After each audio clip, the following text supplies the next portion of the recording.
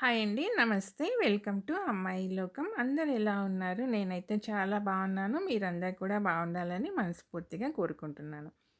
ఇవాళ మన రెసిపీ వచ్చేసి ఇడ్లీ కానీ, దోసకి కానీ వేసుకోవడానికి పౌడర్ అండి ఇది.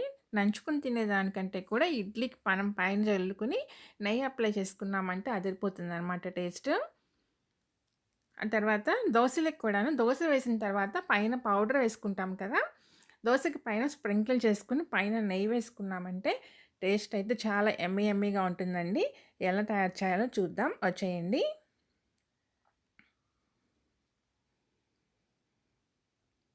దీంట్లో ఆల్మోస్ట్ అన్ని రకాల పప్పులు వేసుకున్నామనమాట.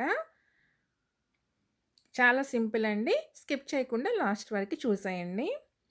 ఇప్పుడు కడాయి తీసుకొని ఒక కప్ వచ్చి చనా దాల్ వేసుకుందాము. పచ్చిశనగపప్పు కప్ వచ్చేసి మెజర్మెంట్ పెట్టుకోండి. అన్ని పప్పులు కూడా అదే కప్పుతో వేసుకుందాము. ఇది లో ఫ్లేమ్లో పెట్టి బ్రౌన్ కలర్ వచ్చిందాక లైట్ గోల్డెన్ బ్రౌన్ ఫ్రై చేసుకుందామండి.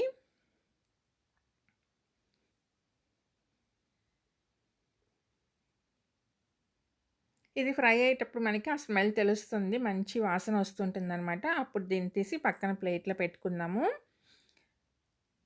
ఆ తర్వాత అదే కడాయిలో వచ్చేసేసి కందిపప్పు తీసుకుందామండి. ఒక కప్పు. అన్నీ కప్ మెజర్మెంటేనండి. మనం ఏ కప్పుతో అయితే తీసుకుంటున్నారో మీరు కప్పో, గ్లాసో ఏదైనా సరే మెజర్మెంట్ పెట్టుకోండి. ఇది కూడా లో ఫ్లేమ్‌లో పెట్టుకొని లైట్ బ్రౌన్ వచ్చిందాకా ఫ్రై చేసుకుందామండి. చూడండి కలర్ మారింది కదా! ఆ మంచి స్మెల్ మనకి తెలుస్తుందనమాట. అరోమా వస్తుంది బాగా. అది రాగానే తీసి పక్కన పెట్టుకుందాము. ఆ తర్వాత ఒక కప్ వచ్చేసి మినపగుళ్ళు తీసుకున్నానండి నేను. మీకు కావాలంటే పొట్టు మినపప్పు అయినా వాడుకోవచ్చు. అన్నీ కూడా సిమ్‌లో పెట్టుకొని ఫ్రై చేసుకుందామండి. అప్పుడే మనకి మంచిగా ఫ్రై అవుతాయన్నమాట పప్పులన్నీ. హైలో పెట్టామంటే మాడిపోయేదానికి అవకాశం ఉంటుంది.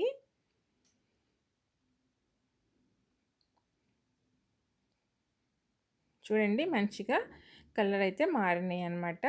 స్మెల్ అయితే మంచిగా వస్తుంది. ఇప్పుడు వీటిని కూడా ప్లేట్‌లో పక్కన పెట్టుకుందాము. ఆ తర్వాత ఇదొచ్చేసి మసూర్ దాల్ అండి. రెడ్ కలర్ పప్పు ఉంటుంది కదా! అది కూడా ఒక కప్ తీసుకున్నామన్నమాట.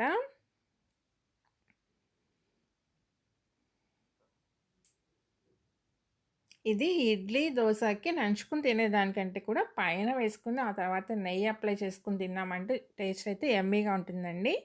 దోసకి కూడా పైన స్ప్రింకిల్ చేసేసి ఆ పైన నెయ్యి వేసి ఇవ్వండి. పిల్లలకి, పెద్దవాళ్ళకి అందరికీ నచ్చుతుందనమాట. పప్పులు అయితే వేగిపోయినాయండి. ప్లేట్‌లోకి పక్కన తీసేసుకుందాము. ఆ తర్వాత పెసరపప్పు ఒక కప్పు తీసుకున్నామండి.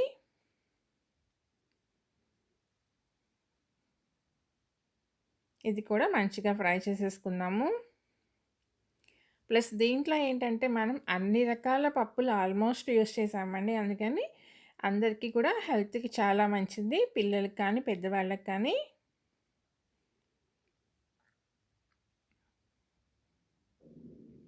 ఇది కూడా ఫ్రై అయిపోయినాయండి. పక్కన పెట్టుకుందాం ప్లేట్‌లోకి.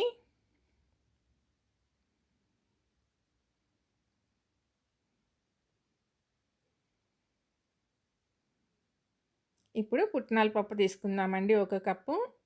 నేను ఈ కప్‌తో అన్ని కప్ మెజర్‌మెంట్ పెట్టుకున్నానండి. మీరు కూడా దేనితో అయినా సరే అదే మెజర్‌మెంట్ పెట్టుకోండి. గ్లాస్ అయినా, కప్ అయినా దేనితో తీసుకున్నా గానీ మీరు మెజర్‌మెంట్ పెట్టుకోండి.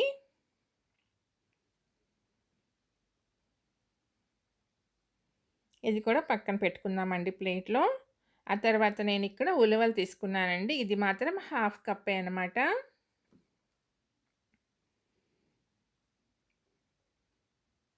ఇది కొంచెం టైం తీసుకుంటుందండి ఫ్రై అవ్వటానికి. ఇది లోపల దాకా మంచిగా ఫ్రై అయ్యి క్రిస్పీగా రావాలి కదా మనకి.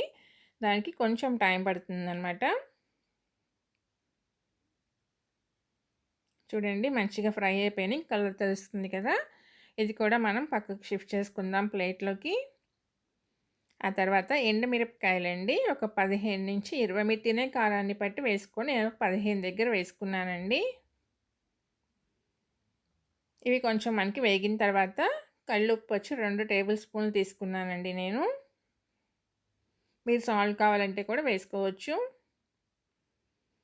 ఇది కూడా కలిపి మనం వేయించుకున్నామంటే దాంట్లో ఏదన్నా మనకి చెమ్మ అలా ఉన్నా గానీ కారం పాడైపోకుండా ఎక్కువ రోజులుంటుందనమాట. 4 టేబుల్ స్పూన్లు జీలకర్ర తీసుకుందామండి.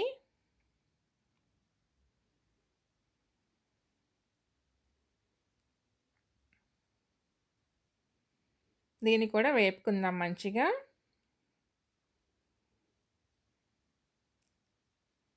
ఆ తర్వాత ఒక అరకప్పు వచ్చి నువ్వులు తీసుకుందాము.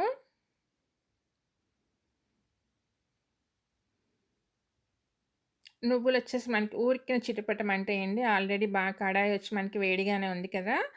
ఆ వేడికి మనకి తొందరగా ఫ్రై అయిపోతాయనమాట. ఇప్పుడు ఒక 10 దాకా వెల్లుల్లి రెబ్బలు వేసుకున్నామండి. మీకు ఇంకా ఎక్కువ కావాలంటే కూడా వేసుకోవచ్చు. ఆ తర్వాత ఒక గుప్పెడు కరివేపాకు వేసుకున్నాము. కడిగేసి దాన్ని ఇది వచ్చేసి కొంచెం చెమ్మంతా పోవడానికి మనకి టైం తీసుకుంటుందండి. సిమ్‌లో పెట్టుకొని ఫ్రై చేసుకుందాము. ఆకొచ్చి మనకి క్రిస్పీగా అవ్వాలనమాట. చూడండి మనం చేత్తో గనుక ప్రెస్ చేసి చూసామంటే ఆకొచ్చేసి చిన్న చిన్న ముక్కలుగా అయిపోవాలి. అలా అయిపోయిందంటే మనం స్టవ్ ఆఫ్ చేసేసుకొని పక్కన పెట్టుకోవచ్చు.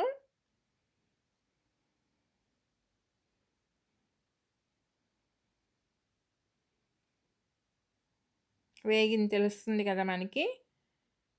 చూడండి క్రిస్పీగా అయింది. ఇప్పుడు ఇవన్నీ మనం ప్లేట్‌లోకి చక్కగా ట్రాన్స్‌ఫర్ చేసుకున్నాం చూడండి. ఆరిపోనిద్దాం. ఆరిన తర్వాత మిక్సీ జార్ తీసుకొని ఒకేసారి అవ్వదండి. అందుకని 2, 3 సార్లుగా మనం గ్రైండ్ చేసుకుందాము మిక్సీలో.